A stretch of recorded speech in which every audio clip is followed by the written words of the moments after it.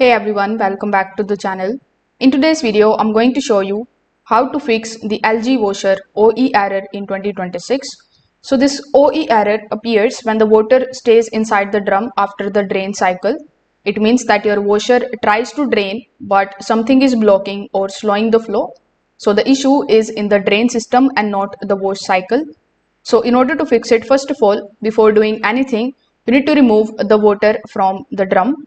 So you need to use the emergency drain hose or you can scoop it out, and this makes the inspection much easier and it will also prevent the spills.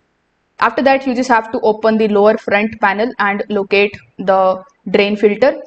Just make sure that the lint buildup or any kind of coins or debris or fabric particles, make sure that you remove them and clean them out. And this is the most common causes of the OE error. After doing so, you need to simply inspect the hose at the back and make sure that it is not bent or it is not clogged internally. Also ensure that it is placed correctly in the drain pipe. After that, you can also run a cycle and then listen to it.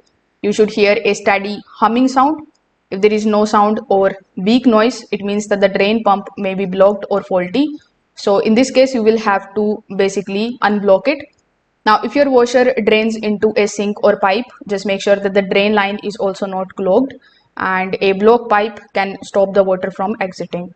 So you need to keep all of these things in mind, and this OE error from your LG washer will be gone forever.